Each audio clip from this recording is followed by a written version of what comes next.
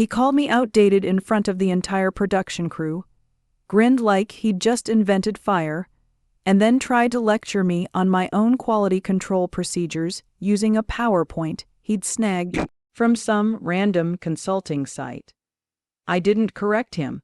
I just sipped the same bitter coffee I've been drinking in the break room for 18 years and listened to Ethan Caldwell, fresh out of whatever pricey MBA program his parents funded, label my safety checkpoints as legacy obstacles. That was my first real sign this wasn't about efficiency. It was about erasure. Name's Marcus Reed, 51 years old, and I've been running the production lines at Summit Tech, manufacturing in Seattle, since Ethan was still figuring out how to tie his shoes. People assume quiet means weak. They assume experience means resistance to change. That's why executives love hiring flashy MBA until those MBA realize theory and reality aren't the same thing. Ethan couldn't tell the difference between ISO standards and a lunch order. He thought OSHA regulations were mere suggestions, and yet somehow this textbook case of nepotism landed the title Director of Operational Excellence. No interviews, no factory floor experience.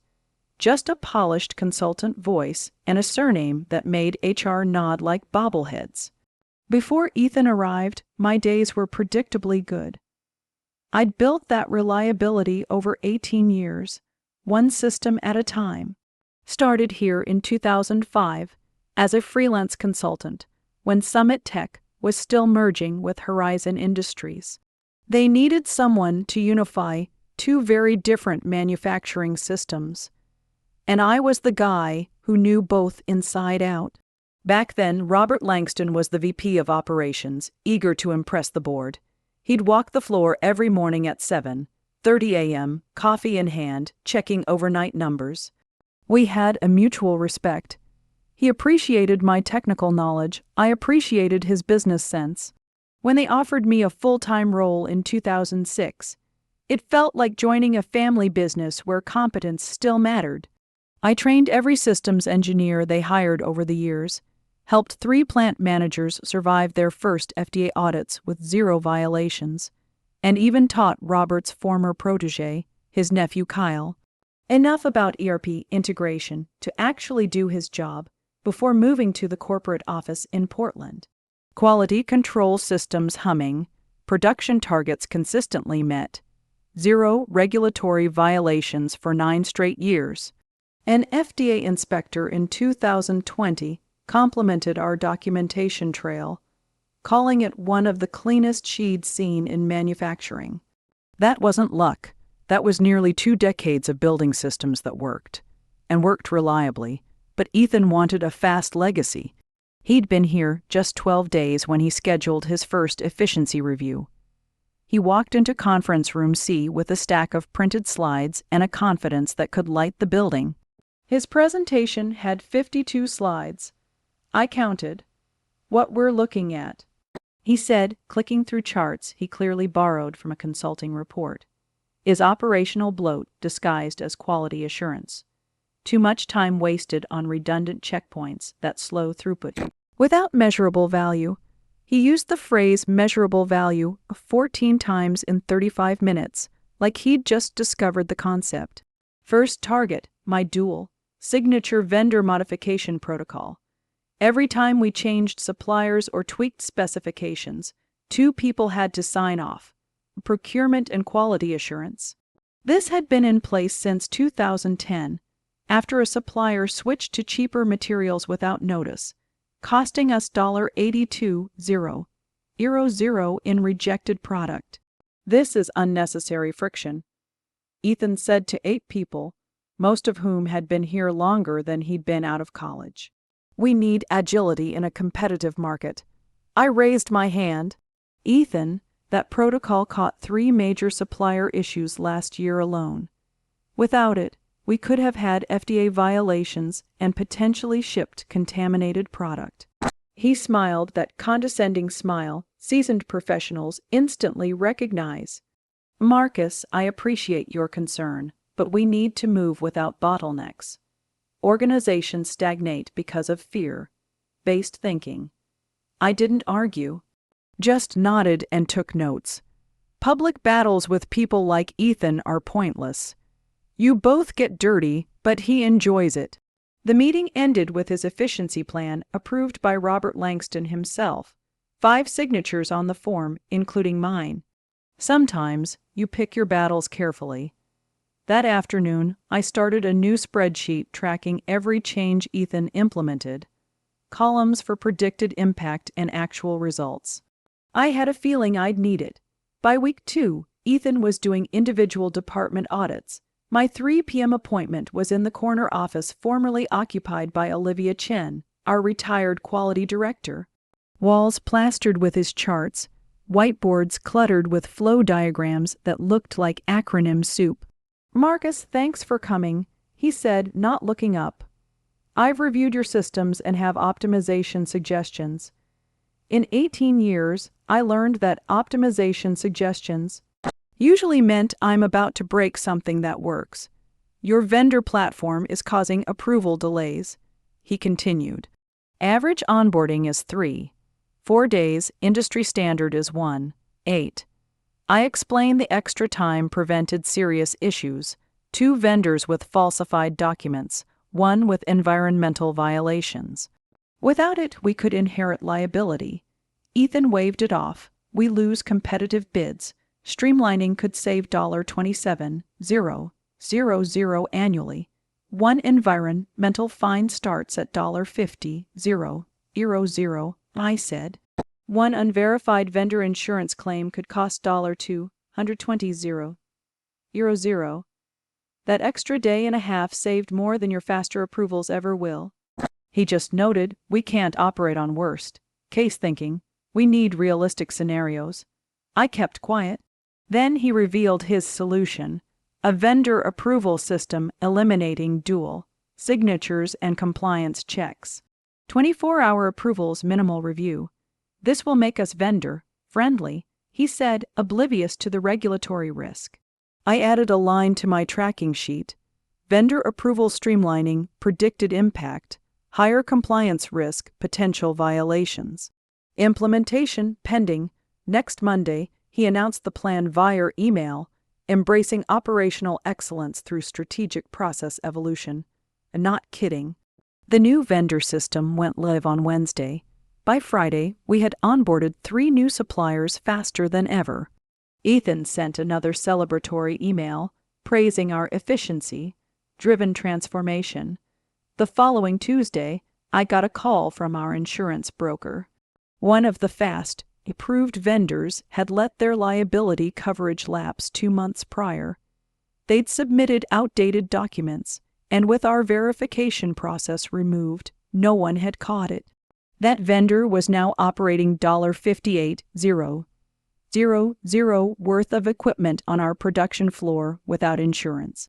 I forwarded the broker's email to Ethan with a simple note: "FYI, potential liability exposure from vendor #3. 3 hours later, his reply read: "Thanks for flagging. Let's focus on solutions rather than dwelling on problems." Solutions, as if the verification process he eliminated wasn't the solution. It got worse.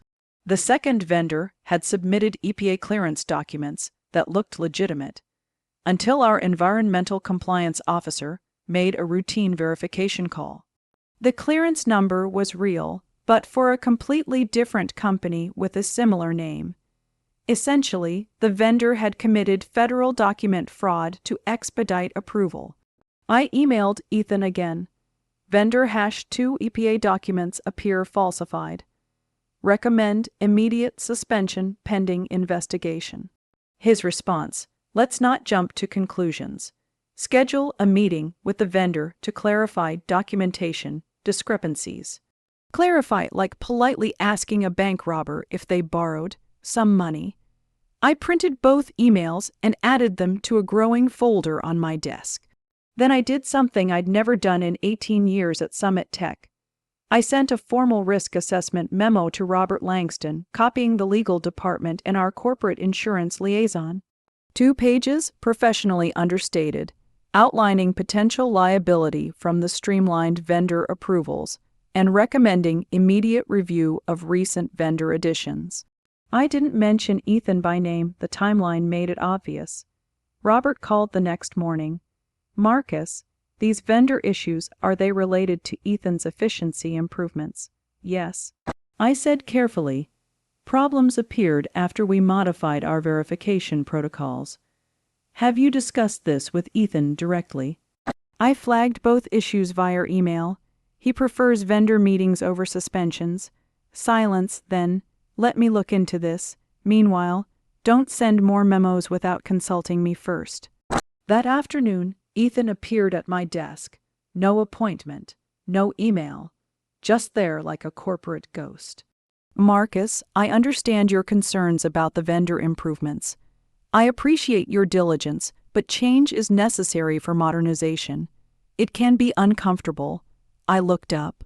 "Ethan, we have 2 vendors with serious compliance issues that our previous process would have caught. And yes, faster onboarding may improve competitiveness, but we can't ignore predictable risks." He smiled, but it didn't reach his eyes, growing pains. "I need your support, not pushback on every improvement." The next week, the focus shifted to production efficiency optimization, his euphemism for eliminating quality checkpoints. Our line had 7 control stations: raw material inspection, pre-assembly verification, mid-process quality check, final assembly inspection, packaging verification, shipping documentation review, and batch record completion. Each checkpoint had been added for a reason, often after costly mistakes. Ethan's analysis recommended eliminating 3 stations: mid-process quality, packaging verification, and shipping documentation review. On paper it looked harmless. In reality, those checkpoints prevented $200,000 plus in potential losses annually. The mid-process check had caught a temperature control issue last year that would have ruined $47,000 worth of product. Packaging verification had caught 6 labeling errors in 18 months.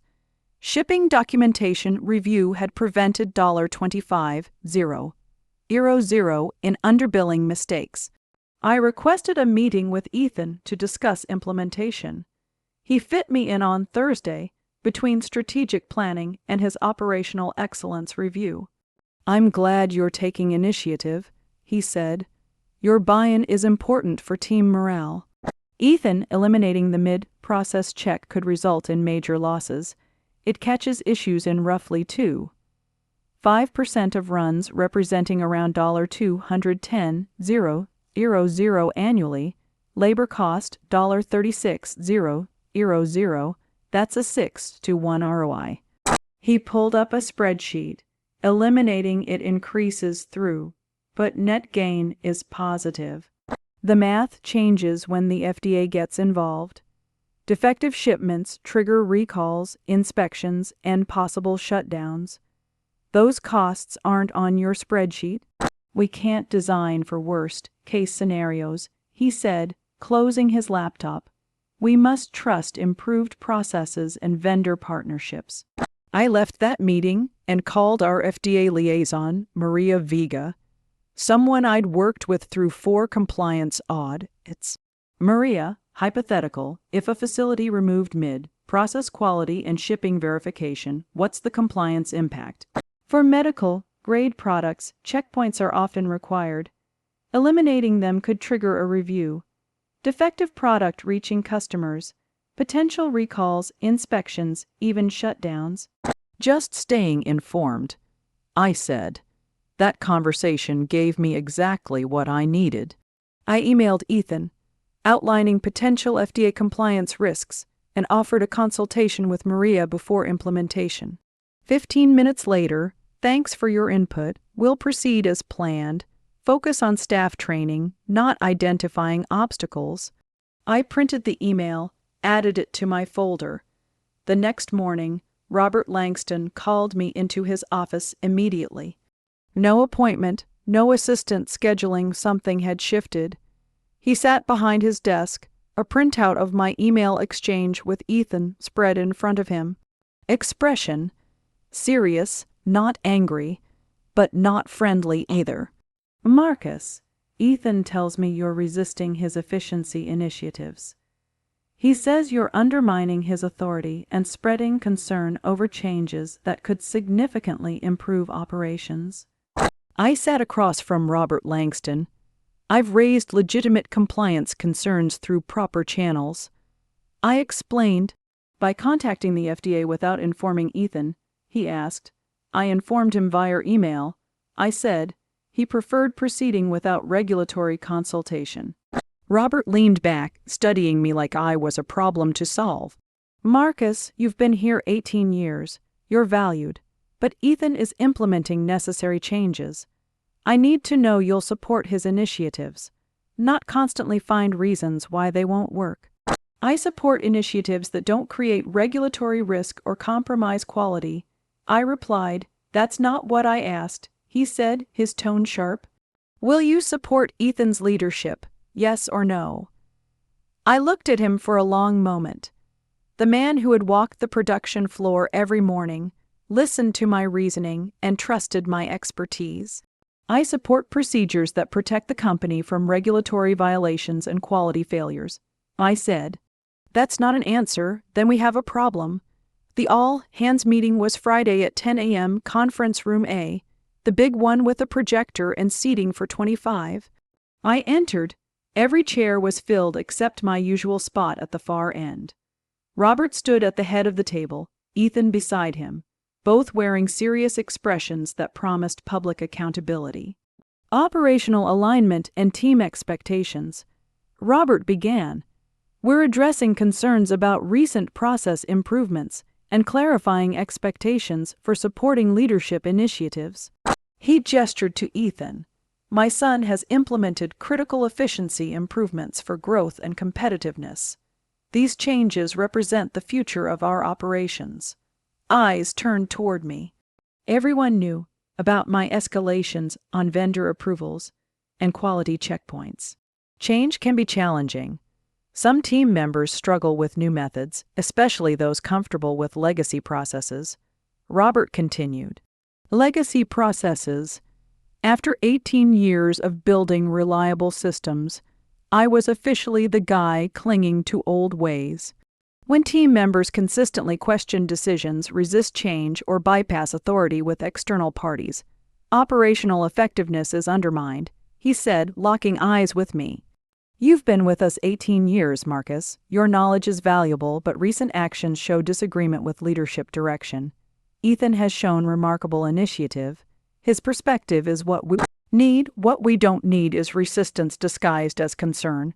He paused. I need team players who embrace change. Garrett, sorry, Marcus. You must publicly acknowledge Ethan's leadership and commit to supporting his initiatives without reservation. Apologize for bypassing authority and creating friction. Until then, you're off operational projects. I looked around, colleagues I had trained for years. Janet Rodriguez, Mike Rodriguez, Sarah Williams. None met my eyes. I unmuted the mental static. I understand, I said. Do you? Robert pressed. Understanding and agreeing are different things.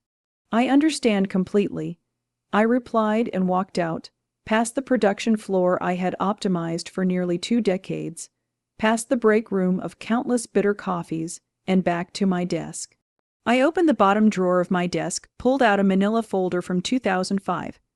My original consulting contract with Summit Tech, from before full-time employment and all the acquisitions.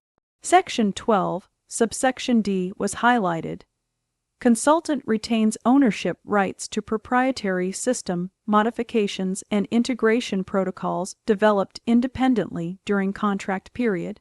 In case of project termination without cause, consultant maintains exclusive licensing authority for derivative works. I spent the weekend documenting every system I had built or significantly modified.